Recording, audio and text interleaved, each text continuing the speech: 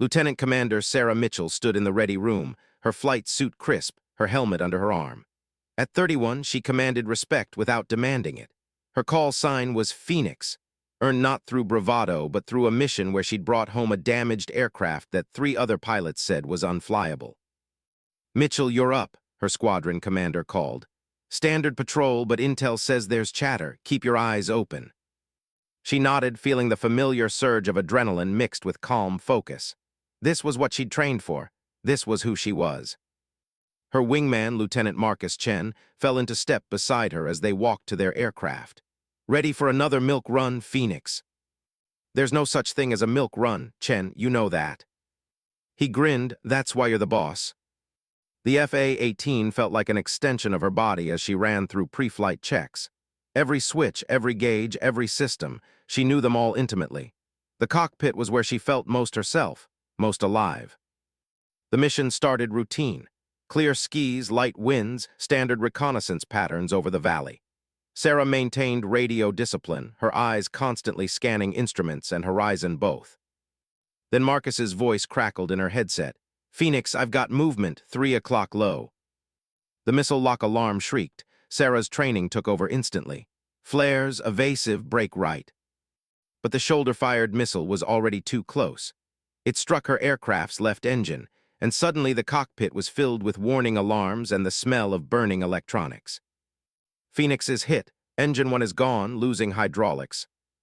The jet bucked and shuddered. She fought the stick, trying to maintain control, but the mountains were coming up too fast. "Eject, eject, eject," Marcus was shouting. Sarah pulled the handle. The explosive canopy jettison felt like being punched by a giant. Then the rocket motor fired, and she was ripped from the dying aircraft, the G-forces crushing her chest. The parachute deployed with a violent jerk that she felt in every bone. She watched her FA-18, her bird, her responsibility, spiral down and explode in a ball of orange flame against the mountainside. Rescue came within 20 minutes. Marines on the ground, Marcus flying cover overhead until help arrived. Physically, she was fine. A few bruises, a twisted ankle, nothing serious. But something had broken inside her that wasn't visible on any medical scan. The Sarah Mitchell who climbed into that helicopter was different from the one who'd ejected from her aircraft, and she would never fly combat missions again. Part 1, The Invisible Woman. The diner sat on the corner of Maple and 5th in Clearwater, Colorado, a small town nestled between mountains where everybody knew everybody, and secrets festered like untreated wounds. The lunch crowd had just begun trickling in when Commander Sarah Mitchell walked through the kitchen door, tying her apron around her waist. At 38, she had the kind of tired eyes that came from living 2 lives nobody understood. Sarah had been many things in her life. She'd been a fighter jet pilot in the Navy, one of the first women to break through that particular glass ceiling. She'd been a leader who made split-second decisions affecting hundreds of lives. She'd flown missions over 3 continents. But that life felt like it belonged to someone else now. That version of Sarah Mitchell died on a runway in Kandahar when her aircraft took hostile fire. She'd ejected safely. Her physical injuries had healed within months, but something deeper had fractured, something the Navy doctors couldn't fix with physical therapy or time. The nightmares came every single night. The sound of sirens sent her pulse racing. Crowded spaces made her feel like the walls were closing in. After 6 months of being passed over for promotions and quietly encouraged toward early retirement, she'd signed the papers and walked away. Now she worked at Margaret's diner, and she told people it was temporary. She'd been saying that for 2 years. "Sarah, table 4 needs coffee," called out Margaret, the owner, from behind the counter.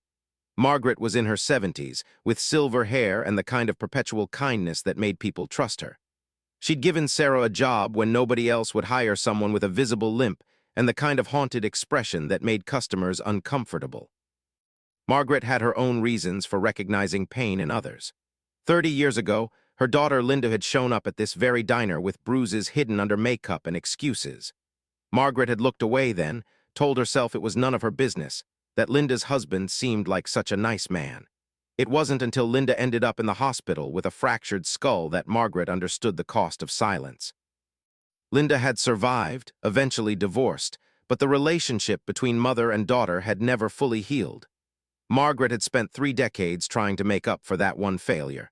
She would not look away again. Sarah grabbed the coffee pot and moved through the diner with practiced efficiency. She'd learned to hide the limp by shifting her weight carefully. She'd learned to smile even when her hands shook. She'd learned to make herself small and forgettable, the opposite of everything she'd been trained to be. Table 4 was occupied by a man in his early 60s, wearing a navy windbreaker. His posture was perfect. His eyes were sharp and observant. Admiral James Crawford had retired from the Navy 5 years ago and moved to Clearwater because his late wife had loved the mountains. He came to Margaret's every Tuesday and Thursday for lunch, always ordering the same thing: roast beef sandwich, tomato soup, and black coffee. What Sarah didn't know was that Admiral Crawford came to this diner for more than just food. After his wife Alina's death from cancer 2 years ago, the routine gave his days structure. But more than that, Margaret's reminded him of the diners he'd visited with Alina during their 40 years of marriage. And watching the people here, really seeing them, had become his way of staying connected to humanity. Alina had always said he spent so much time commanding fleets that he forgot to see individuals. Now he practiced seeing. Sarah had served him dozens of times. He'd never asked her name. Most customers didn't. "Refill, sir," she said, pouring the dark liquid into his cup with steady hands. The Admiral nodded politely and returned his attention to his newspaper. Sarah turned away, but his next words stopped her. "That's a bad bruise," he said quietly. Sarah's hand went instinctively to her arm, where purple and yellow marks bloomed beneath her rolled-up sleeve. She'd covered them this morning with makeup, but it must have rubbed away during her shift. "Old injury," she said, which wasn't entirely a lie. "From the service?" he asked. She stiffened. Most people in town didn't know about her military background. She didn't advertise it. "I don't talk about that." "Fair enough," the Admiral said, returning to his newspaper as if the conversation had never happened. But Sarah felt his eyes on her as she walked away. Over the next week, Sarah caught the Admiral watching her more carefully. His Tuesday and Thursday visits continued, and she noticed things she'd been too numb to see before. He was observant in a way that went beyond casual interest. Military observant, the kind of attention that analyzed details and patterns. By the following Tuesday, she'd worn long sleeves despite the warm weather.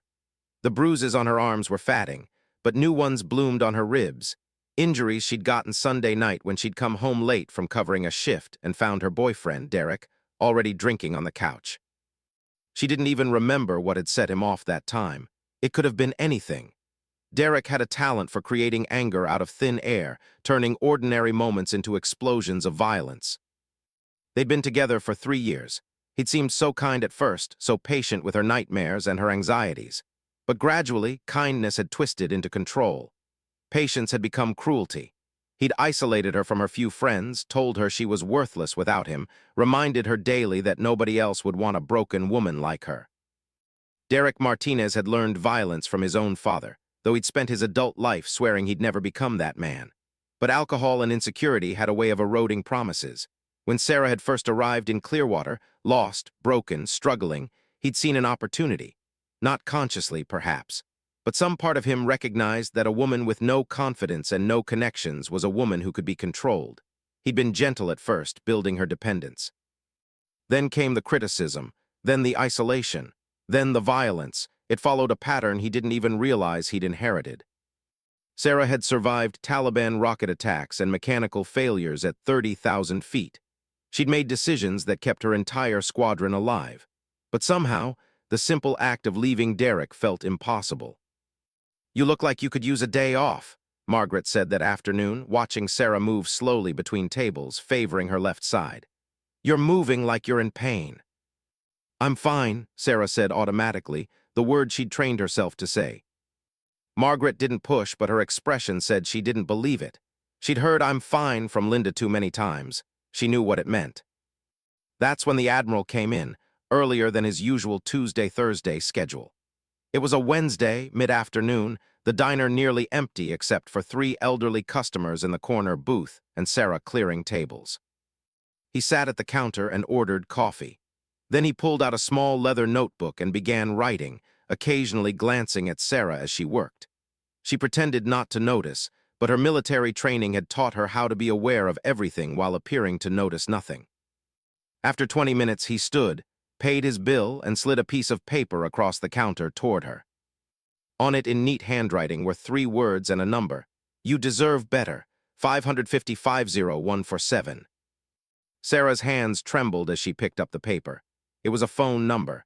Below it, he'd written, "This is a domestic violence shelter in Denver. They help women in situations like yours. It's confidential. No judgment, just help." She looked up to find him already walking toward the door. "Sir, you don't." "I know exactly what I see," he said, turning back to meet her eyes. "I've seen it before, my sister, my daughter-in-law. I know what it looks like. And I know that leaving takes more courage than most people will ever understand." Then Admiral James Crawford walked out of Margaret's diner, and Sarah stood frozen, the piece of paper burning in her hand like it was made of fire. For the first time in 2 years, someone had named the truth. Someone had seen her, not as a broken woman, not as a forgotten has-been, but as a person in danger who deserved to be rescued. She folded the paper carefully and placed it in her apron pocket, right over her heart. Part 2, the breaking point. The paper stayed in Sarah's pocket for 4 days. She took it out when Derek was sleeping, read it by the light of her phone, memorized the number, and put it back. It became a talisman, a small proof that someone had seen her, that she wasn't as invisible as she'd believed. Derek noticed her mood was different. On Thursday, he noticed she came home from work without asking his permission first. He noticed she'd started eating again instead of pushing food around her plate. He noticed her talking to herself in the mirror, the way military personnel do, small affirmations, little pep talks. "What's changed with you?" he demanded that evening, blocking the doorway to their bedroom. Derek was big, 6'2", 230 pounds, built like the construction foreman he was. He'd been kind once. She had to remind herself of that sometimes, even though the kindness seemed like a dream from another life. "Nothing," Sarah said. "I'm just tired." "You're lying," he said. "I can tell you're getting ideas. Someone at that diner putting thoughts in your head. Is it that old guy, the one in the Navy uniform?" Sarah's stomach clenched. She hadn't mentioned the Admiral. She'd barely spoken to him. But Derek had a way of knowing things, of sensing weakness like a predator sensing blood in the water. Derek had been watching more carefully than Sarah realized. He'd driven past the diner twice this week during her shifts. He'd seen the Admiral talking to her. Derek's instincts, honed by years of maintaining control, told him something was shifting. And he knew that the most dangerous moment in any relationship like theirs was when the woman started to believe she had options. "No one's putting ideas anywhere. I'm just tired." "You're thinking about leaving." It wasn't a question. "You're thinking that you can just walk out, that you'll do fine without me." He stepped closer and Sarah forced herself not to move backward. She'd learned that running only made it worse. Showing fear only escalated things. "I'm not thinking anything," she said, keeping her voice level. "I just want to go to bed." "Do you know why you can't leave me?" Derek asked, his voice dropping to something worse than a shout, a quiet, controlled tone that meant real danger. "Do you know why nobody else would have you? It's not just the limp, it's not just the crazy dreams and the way you freak out at loud noises. It's because you're already broken. You're damaged goods. I took you in when you were destroyed, and you owe me." He grabbed her arm, his fingers digging in hard enough to leave marks on top of the marks already there. Sarah didn't cry out. She'd learned that years ago, crying only gave him satisfaction. "You don't go anywhere without telling me," he continued, pulling her close enough that she could smell the beer on his breath. "You don't talk to any man without telling me. You don't do anything that I don't approve of. Because if you leave me, Sarah, I'll make sure this whole town knows what you really are. I'll tell them you're crazy. I'll tell them you're unstable. I'll tell them about the Valium you take for your anxiety. Who do you think they'll believe?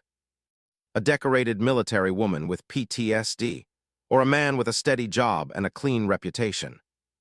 Then he released her and walked to the kitchen, leaving her standing alone in the hallway, breathing hard, her arm throbbing. That night, Sarah almost didn't call. She sat in the dark kitchen for an hour, the paper in her hand, fighting every instinct that told her she deserved this, that she was too damaged, that no one could help her. She thought about Marcus Chen, her wingman, who'd sent her emails for the first year after her discharge. She'd stopped responding, too ashamed to admit she was falling apart. She thought about her squadron commander, who'd recommended her for early promotion before the incident. She thought about the Sarah Mitchell who'd earned the call sign, Phoenix. That woman wouldn't have accepted this life. That woman would have fought. She dialed the number. A woman's voice answered, professional but warm. "Clearwater County Domestic Violence Shelter. This is Jennifer speaking. How can I help? Sarah couldn't finish the sentence. 4 days of courage seemed to evaporate. I'm calling for a friend. She's in a situation. Is your friend safe right now? Jennifer asked. Yes, he's sleeping. Okay, that's good. I'm going to tell you some things that might sound familiar. Your friend, is she blamed for making her partner angry? Does he tell her that nobody else would want her? Does he isolate her from friends and family? Does he control where she goes and who she talks to? Each question was a mirror reflecting Sarah's life back at her. Yes, she whispered, to all of it. Your friend is in an abusive relationship. That's not her fault. Nothing she does causes it. Nothing she can do will fix it. And leaving is possible. It's hard and it's scary, but it's possible. Is she ready to leave? Sarah looked down the hallway toward their bedroom, where Derek slept off another night of drinking. I don't know, I'm scared. There was a pause. Then Jennifer said something that changed everything. Being scared is exactly the right response. Fear means you understand the danger, and facing that fear, that's called courage.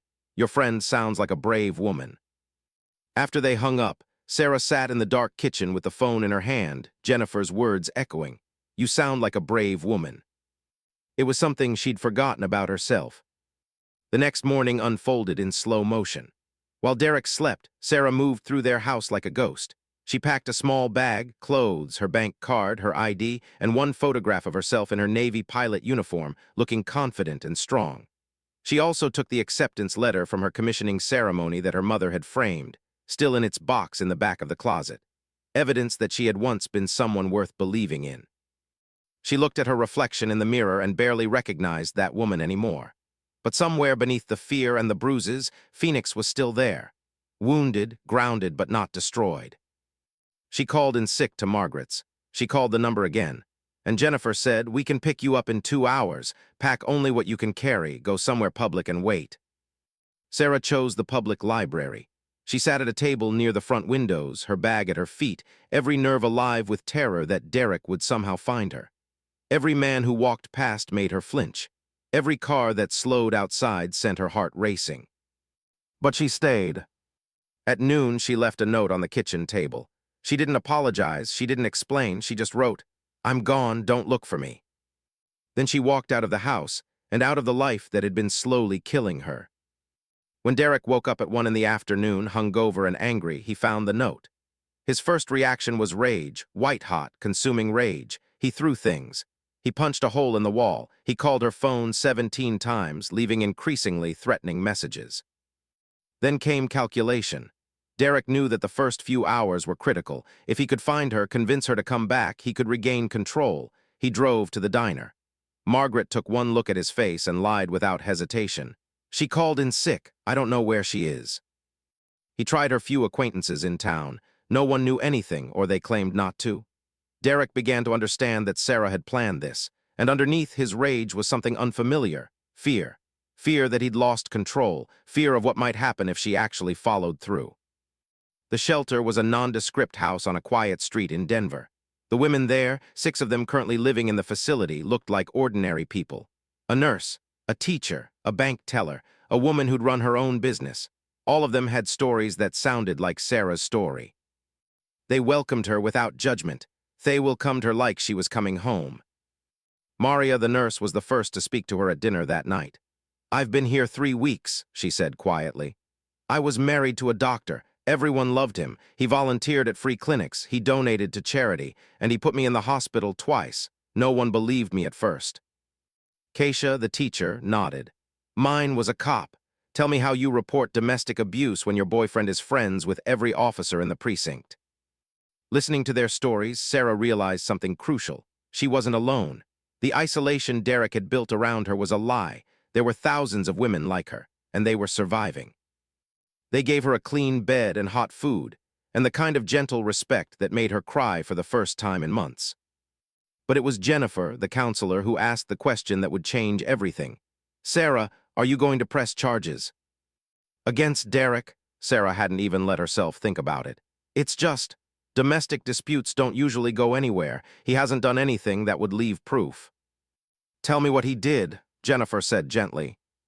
So Sarah told her, about the bruises, about the isolation, About the financial control and the verbal abuse and the night last month when he'd pushed her down the stairs and she'd hit her head so hard she saw stars. She told Jennifer about the times Derek had grabbed her throat, not quite strangling her but making it clear he could. About the night he'd locked her outside in the snow for an hour because she'd forgotten to pick up his prescription. About the way he'd sabotaged her job applications, calling potential employers and telling them she was unstable. Jennifer made careful notes. "Sarah, have you told anyone about this? Anyone from your old life?" Sarah thought of the Admiral sitting at the counter with his sharp eyes and his piece of paper. "There's someone, a retired Navy officer. He gave me the number for this shelter." "Would he be willing to testify to what he observed?" Jennifer asked. "I don't even know his name," Sarah realized. "He just saw me and he cared enough to help." "Find him," Jennifer said. "And Sarah, what happened to you wasn't your fault, but what you do now, that's your choice. You have the power here." For the first time in years, Sarah felt something shift in her chest. Not hope exactly, something stronger than hope, something that felt like purpose. Part 3, the truth comes out. Sarah didn't contact Admiral Crawford directly. Instead, she called Margaret at the diner. "I'm alive and safe," she told her former boss, the older woman who'd hired her without asking questions. "I can't come back to work, and I need a favor." Within an hour, Margaret called back with a number. "Admiral Crawford's home phone. He comes to the diner so often, I've known him for years. He helped my daughter years ago when she was going through something similar. He's a good man, Sarah. You can trust him." Sarah's hands shook as she dialed. A man answered on the second ring, his voice exactly as she remembered it, calm and commanding. "Admiral Crawford, my name is Sarah Mitchell. I worked at Margaret's diner. You gave me a phone number 4 days ago." There was a pause, then, "Sarah, are you safe?" "Yes, sir. I'm at the Clearwater County Domestic Violence Shelter in Denver. And I want to press charges against the man who hurt me. But I need help. I need someone who saw the bruises. I need someone with credibility and authority who can testify." She heard him take a breath. "What do you need from me?" "I need you to be willing to testify in court that you observed signs of abuse. And I need you to help me make sure this doesn't happen to anyone else in Clearwater." "I'll be there tomorrow," Admiral Crawford said. "What time?" When he arrived at the shelter the next morning, he looked at Sarah with the same sharp, assessing gaze he'd shown at the diner. But this time, his eyes held something more, recognition of a fellow soldier, a fellow warrior. "Tell me everything," he said. Sarah did. She told him about Derek, about the escalation, about the isolation. She told him about the names he called her and the way he'd convinced her she was worthless. She told him about the night he'd hurt her so badly she couldn't walk properly for a week. As Sarah spoke, Admiral Crawford saw not just her story but patterns he'd seen before. His sister Catherine had died at 41, officially from a fall down the stairs. Crawford had always suspected her husband, but had no proof. His daughter-in-law Rebecca had left his son Thomas after 2 years of marriage that had grown progressively more controlling. These experiences had taught him to see what others missed. Admiral Crawford listened without interrupting, taking careful notes, his expression hardening with each detail. "I'm going to help you," he said when she finished. "And then I'm going to make sure this stops happening in Clearwater." With Jennifer's help and the Admiral's legal connections, they built a case. Sarah went to a doctor who documented her injuries and the psychological effects of long-term abuse. She compiled photographs of bruises and medical records. Jennifer found 2 other women in Clearwater who Derek had hurt, women who'd been too afraid to speak up. The first was Alicia Reeves, who dated Derek 5 years ago. Their relationship had lasted 4 months before he'd broken her wrist during an argument. She'd told the hospital she fell. Alicia was married now with 2 kids, and when Jennifer contacted her, she initially refused to get involved. But then she thought about her daughters and what message her silence would send them. The second was Patricia Gomez, who'd worked with Derek on a construction crew. He'd never dated her, but he'd cornered her in a supply shed once and put his hands on her throat when she rejected his advances.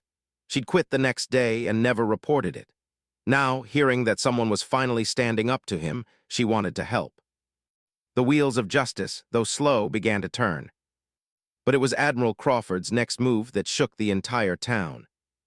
2 weeks after Sarah reached out to him, the Admiral attended a town hall meeting in Clearwater. He'd prepared carefully. He'd consulted with lawyers. He talked to Jennifer about how to frame the issue without compromising Sarah's case. He'd wrestled with whether this was the right approach. But he kept thinking about his sister Catherine, about how the whole family had known something was wrong but nobody had said anything, about how she died alone and everyone had pretended to believe it was an accident. He would not be silent again. These meetings happened monthly, where residents could discuss local issues and the city council could make announcements. Usually, they were boring affairs, parking regulations and road repair schedules. The Admiral requested the floor. When he got it, he stood up in front of maybe 200 townspeople and spoke. "My name is James Crawford. I'm a retired Navy Admiral. For the past few months, I've been aware of an abusive situation in our community. I didn't act on it immediately, and that's something I'll have to live with. But I'm here to tell you about it now because women in our town deserve better." He outlined what had happened to Sarah, not in graphic detail, but clearly enough that people understood. He talked about the signs of abuse that nobody noticed because they didn't want to notice. He talked about the way abusers control their victims with lies and fear. Then he said something that made people shift uncomfortably in their seats. "I know Derek Martinez. He's a member of several organizations in town. He coaches Little League. People like him. And that's exactly how abuse stays hidden. We like the person. We don't want to believe they're capable of hurting someone, so we look away." The room was completely silent.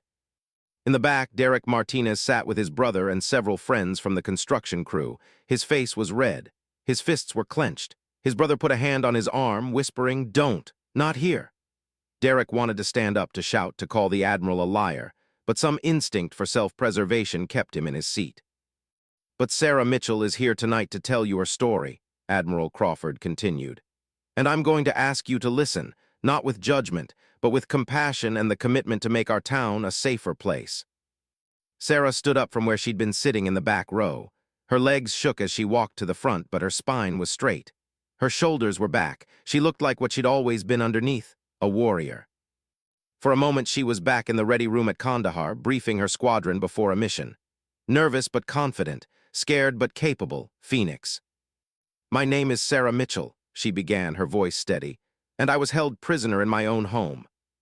She told her story to the people of Clearwater, the town where she'd tried to become invisible, to disappear into bruises and fear. She told them how the Admiral had seen her. She told them how one act of kindness had given her permission to save her own life. By the time she finished, there were tears in the audience, and people were looking at Derek Martinez, who sat frozen in his chair, his face slowly turning red with rage. After the meeting, reactions were mixed. Some people immediately believed Sarah and were ashamed they hadn't seen it. Others defended Derek, calling Sarah's accusations lies or exaggerations. A few said she was ruining a good man's reputation. The town was divided. But something had shifted. The silence had been broken, and in that breaking, space was created for truth. 3 days later, Derek was arrested. The charges included assault, battery, and psychological abuse. Sarah's testimony, combined with the testimony of the other 2 women and the Admiral's observations, made the case clear. The trial was brutal. Derek's defense attorney painted Sarah as mentally unstable, pointing to her PTSD diagnosis and medication.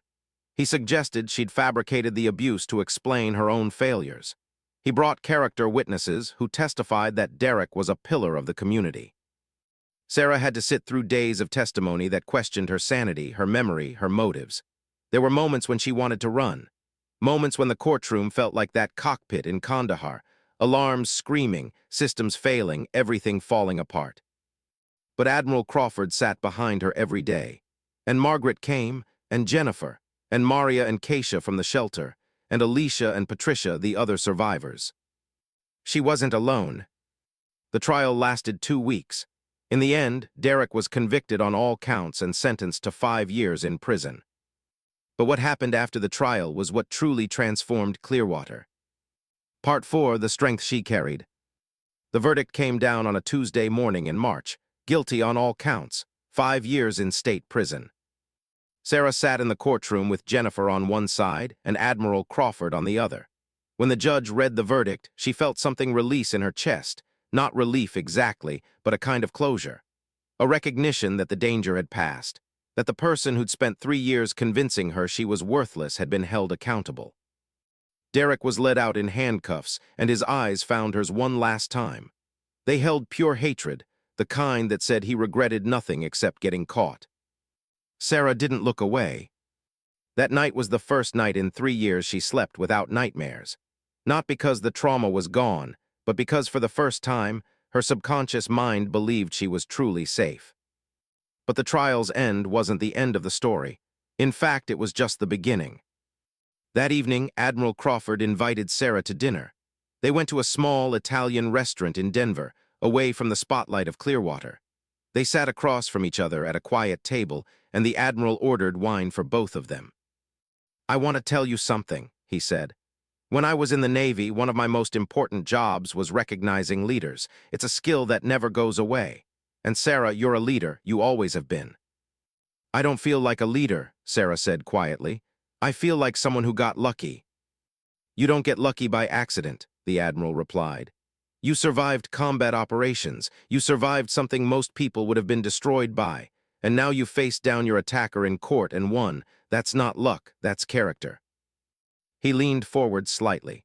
"Your military training kept you alive during your service. But do you know what kept you alive in Clearwater? Your ability to see the truth about yourself, even when someone else was trying to convince you of lies. That's the mark of a real leader." After dinner, the Admiral drove Sarah back to her new apartment. She'd moved out of the shelter the week before, into a tiny studio that was hers alone. At the door, he said, "The reason I'm telling you this is that I want to offer you a job." Sarah blinked. "Sir?" "I'm starting a nonprofit organization," he continued. "Its purpose is to help returning military veterans who are struggling with PTSD and reintegration into civilian life. We're going to provide counseling, job training, community support, and I want you to run it." "Admiral Crawford, I'm not qualified." "You're absolutely qualified," he interrupted. "You understand what it's like to come home broken. You understand what it's like to lose your identity. And you understand what happens when broken people aren't given help. That makes you more qualified than anyone I know." Sarah wanted to say no. The old Sarah, the one who'd been convinced she was worthless, wanted to find 1,000 reasons why she couldn't do it. But the woman standing in front of the Admiral was different. She was learning to believe in herself again. "I'd need to go back to school," she said, "get credentials." "We'll pay for it," the Admiral said. "Full scholarship. And in the meantime, you can work with our team, learn the organization. Sarah, I've seen you at your worst and your best. I saw you when you were terrified and broken, and I saw you stand up in a room full of people and tell the truth. I know what you're capable of." Sarah took the job. Over the next year, her life transformed in ways she couldn't have imagined. She moved into a slightly larger apartment. She started classes at the University of Colorado, working toward her master's degree in social work. She worked 30 hours a week at the Admiral's nonprofit, which he'd named Operation Second Chance. The nonprofit's first office was a converted retail space on the outskirts of Denver. 3 employees: Sarah, a clinical psychologist named Dr. Ramon Santos, and an administrative coordinator named Bate Kim, who was herself a Marine Corps veteran. Their first client was a 24-year-old Army specialist named Tyler Brooks, who'd served 2 tours in Iraq. He came in angry and defensive, convinced that asking for help was admitting defeat. Sarah recognized herself in him immediately. "Let me tell you a story," she said, "about what real strength looks like." She told him about the diner, about being so broken she thought she'd never be whole, about learning that asking for help wasn't weakness, it was wisdom. Tyler cried in her office that day, and then he started the real work of healing. By the end of the first year, they'd helped 42 veterans. By the end of the second year, that number had grown to 115. And Clearwater noticed. The news story about Sarah's trial had gone regional. A female military officer who'd survived domestic abuse and had the courage to press charges. A retired admiral who stepped up and made a difference. A small Colorado town that didn't look away when they saw injustice. Reporters called. Local TV stations wanted to interview her.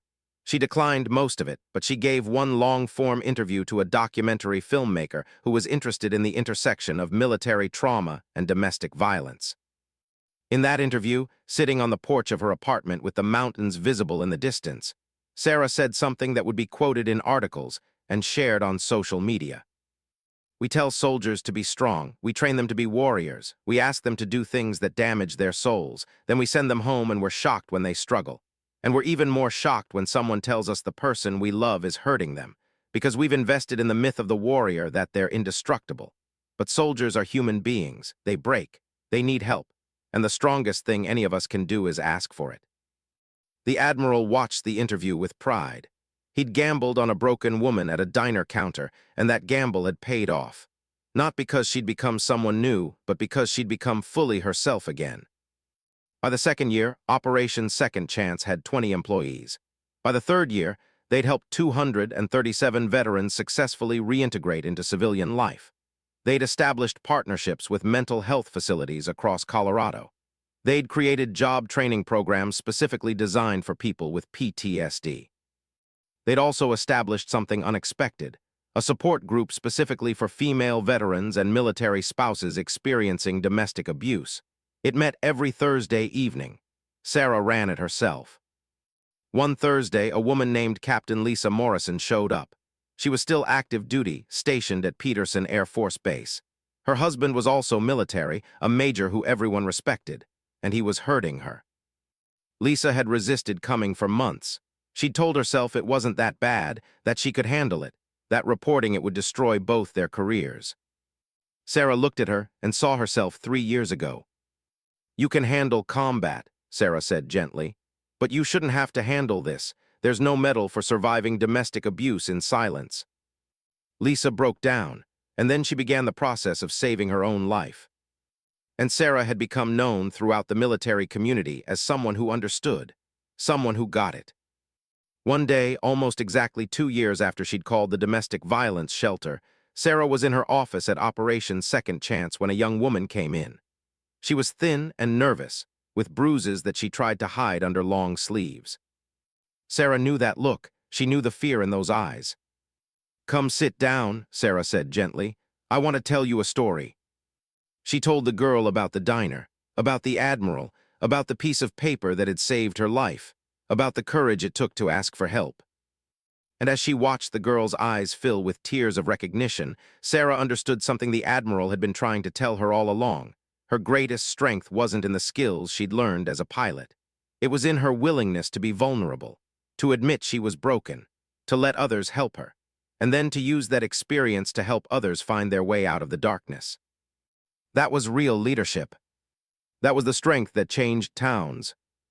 But healing wasn't linear. There were still hard days. 6 months after the trial, Sarah had her first major panic attack in over a year. She was in a grocery store when a man's cologne reminded her of Derek. Suddenly, she couldn't breathe. The walls were closing in. She abandoned her cart and fled to her car, where she sat shaking for 20 minutes. She called Dr. Santos, her colleague at Operation Second Chance. "Having a setback doesn't erase your progress," he reminded her. "It's part of the process. You're not back where you started. You're just having a hard moment." That distinction mattered. There was also the question of romance. Sarah had dated briefly, a kind, divorced teacher named Michael who'd asked her to coffee after they'd met at a community event. 3 dates in, when he'd reached to hold her hand, she'd flinched so hard she'd knocked over her water glass. "I'm sorry," she'd said. "I'm not ready." "That's okay," Michael had replied. "When you are, if you want to try again, call me." She wasn't sure she'd ever be ready, but she was learning that maybe that was okay, too. Part 5, The Legacy. 3 years after the trial, Clearwater, Colorado was hosting its annual Founders' Day celebration.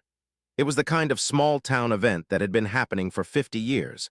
A parade down Main Street, local businesses setting up booths, a community picnic in the park. But this year was different. This year, Sarah Mitchell was being honored. The mayor had declared it Sarah Mitchell Day in Clearwater. It was meant as recognition of her work with Operation Second Chance and her advocacy for abuse survivors. Sarah thought it was overdoing it, but Margaret had insisted on helping organize the ceremony, and the Admiral had quietly supported it, so she'd agreed. The morning of the celebration, Sarah stood in her apartment looking at herself in the mirror. She was wearing a simple blue dress, nothing fancy, but her hair was down and styled, and her makeup was done with care. More importantly, her expression was calm. There was peace in her face that hadn't been there a few years ago. She'd come a long way from the woman who flinched at loud noises and kept her bruises hidden under long sleeves. Her phone buzzed. A text from Marcus Chen, her old wingman. "Phoenix, saw the news about today. Can't be there but wanted you to know you're still the best pilot I ever flew with. Proud of you. Chen." Sarah smiled. She'd reconnected with Marcus 6 months ago, sending him an email out of the blue. His response had been immediate and warm, with no judgment about her years of silence. Some friendships, she was learning, could survive gaps and distance. The ceremony took place at the town gazebo at 2 in the afternoon. A crowd of maybe 300 people had gathered, more than Sarah expected. She saw familiar faces from the diner, people she'd served coffee to without them even noticing her. She saw the teachers from the high school. She saw families from the town. She saw the 2 other women whose testimony had helped convict Derek Martinez, both of them standing together, showing the world that they were survivors and they were not ashamed. She also saw faces she didn't expect. Tyler Brooks, her first client at Operation Second Chance, now working as a counselor himself. Captain Lisa Morrison, who'd left her abusive husband and was thriving. Bate Kim from the office. Dr. Santos.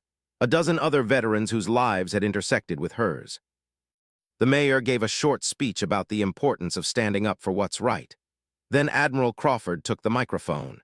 He'd retired from his nonprofit position the year before, handing over day-to-day operations to Sarah, though he remained chairman of the board. "I want to tell you about the first time I really saw Sarah Mitchell," he began. "It was at Margaret's diner. She was wearing a waitress uniform and she was trying very hard to be invisible, and for a moment I almost didn't see her. But then I noticed the bruises and I realized that this woman, this person I'd been served coffee by dozens of times without really looking at, this woman was in danger." He paused, looking directly at Sarah. "What I did was very small. I gave her a phone number, but what Sarah did was enormous. She found the courage to ask for help. She found the strength to testify. She found the wisdom to transform her pain into purpose. And in doing that, she changed not just her own life, but the lives of hundreds of people." He held up a framed photograph. It was Sarah in her Navy pilot uniform, taken almost a decade ago. This woman was a decorated military officer. This woman flew jet fighters. This woman was trained to make life-and-death decisions. And I want to say something to anyone watching this who might be in a situation like Sarah was in. Asking for help is not weakness. It's the same courage that gets soldiers through impossible situations. It's the same strength that allows people to fly planes and lead troops. It's the strength to admit you need help and then to accept it. The crowd applauded, and Sarah felt tears beginning to form. Then the mayor called her name, and she walked to the microphone on legs that barely felt steady. "I don't know what to say," she began, and her voice was shaky. "A few years ago, I thought my life was over. I thought I was damaged beyond repair. I thought I deserved the life I was living. I thought I was broken, and broken things can't be fixed." She took a breath. "But I was wrong. Not about the broken part, I was broken, but about the part where broken things can't be fixed. They can. They're just fixed differently than we expect. They're fixed by other people seeing you when you can't see yourself. They're fixed by people who care enough to intervene. They're fixed by the courage of stepping into a courtroom and telling the truth." Sarah looked out at the crowd. She saw Margaret, who was crying happy tears. She saw the other 2 survivors standing tall and proud. She saw the Admiral watching her with the expression of someone who'd already known she was capable of this. And in the very back, she saw Michael, the teacher she'd dated briefly. He'd come. He smiled at her and she smiled back. Maybe one day she'd be ready to call him, maybe not. But knowing he was there, knowing people cared, that meant something. "I work with veterans now who are struggling with what I struggled with," Sarah continued. "Some of them have physical injuries. Some have emotional injuries. All of them thought their lives were over. And I get to tell them something I didn't believe when I heard it myself. You can come back from this. You can be more than what happened to you. You can turn your pain into purpose." She looked directly at the camera that was filming the event for the local news. "And if you're watching this and you're in a situation like I was in, if someone is hurting you or controlling you or making you believe you're worthless, I want you to know that you're not alone, and there is help. The first step is the hardest step. It's asking for help. But I promise you, on the other side of that step, there is a life worth living." The applause was thunderous. People stood up. The Admiral was on his feet clapping. Margaret was openly weeping. And Sarah felt something shift in her chest, not the release of pain this time, but the expansion of purpose. After the ceremony, there was a reception in the town hall. Sarah spent hours talking to people, answering questions, listening to stories from other survivors who'd gathered their courage because they'd heard her story. An older woman approached her near the end of the evening. She was probably in her 70s, with gray hair and kind eyes. "My granddaughter left her husband last week," the woman said. "She saw the news about your trial. She said if you could do it, she could do it. She's in a shelter in Boulder now. I wanted to thank you." Sarah reached out and held the woman's hands. "Tell her I'm proud of her. Tell her it gets better." As the woman walked away, Sarah realized something. This was the ripple effect. One person finding courage, one person speaking truth, one person refusing to be invisible anymore. And suddenly, dozens of other people were finding their own courage. The Admiral found her later, standing alone on the porch of the town hall, looking out at the mountains. "You did it," he said simply. "We did it," Sarah corrected. "You started this, you saw me." "I saw what was there," the Admiral said. "But you chose to believe it. That's the difference. Lots of people have seen people in your situation. Not many have the courage to act on it the way you did." They stood in silence for a moment. Then the Admiral said, "I've been thinking about my legacy, about what I want to leave behind. For the first 15 years after I retired, I thought it was about the jobs I'd held and the decisions I'd made in uniform. But I think I was wrong. I think my legacy is going to be this, seeing Sarah Mitchell and offering her a path out of the darkness, and watching her build something that saves hundreds of lives." Sarah turned to face him. "And what will my legacy be?" "Knowing that I did one small thing right," the Admiral said, "and you did the rest." The sun was setting over the mountains, painting the sky orange and pink. Sarah thought about the journey that had brought her here. She thought about the woman she'd been when she first showed up at Margaret's diner, invisible and broken. She thought about all the moments in between, the difficult ones, the scary ones, the moments when she'd wanted to give up. "Do you know what I think?" Sarah said. "I think our legacies are going to be bigger than either of us imagines right now, because every person we help is going to go on to help someone else. Every survivor who finds courage is going to give courage to someone else. It's going to ripple outward in ways we'll never even know about." The Admiral smiled. "Now that sounds like a leader talking." That night, alone in her apartment, Sarah opened her laptop. She'd been working on something for months, a book. Her story, but also the stories of the women she'd met at the shelter, the veterans she'd worked with at Operation Second Chance. A manual for survival and transformation. She'd called it Phoenix Rising, Finding Strength After Trauma. It wasn't finished yet, but it was getting there. She looked at the two photographs she kept on her nightstand. One was of herself in her Navy uniform, young and confident. The other was of herself at today's ceremony, smiling at peace. She thought about the woman in the diner and the woman she'd become. Two different people, really, but both strong, both brave. Her phone buzzed with a message from Jennifer at the shelter. "Saw the news coverage. So proud of you. Also, we have another woman arriving tonight. She asked for you specifically. She saw your interview. She's ready to leave." Sarah texted back, "Tell her I'll be there tomorrow morning." Because that was the gift of her survival. It wasn't just for her. It was for every person who'd come after her, looking for proof that escape was possible, looking for evidence that a life beyond abuse existed. Admiral Crawford had seen her at her most invisible. He'd given her a phone number and 3 words: "You deserve better." Sarah had believed him, and in believing him, she'd become someone who could tell others the same thing and make them believe it too. The strongest thing a person can do is ask for help. The second strongest thing is to give that help to others. As Sarah drifted off to sleep that night, she thought about the woman arriving at the shelter. She thought about all the other women like her, still invisible, still waiting for someone to see them. Tomorrow she would be for them what the Admiral had been for her, a witness, a voice, a proof that things could change. And that, she realized, was worth every bruise, every nightmare, every moment of fear. Because transformation isn't just about changing your own life. It's about creating a path for others to change theirs. And Sarah Mitchell had just begun to walk that path.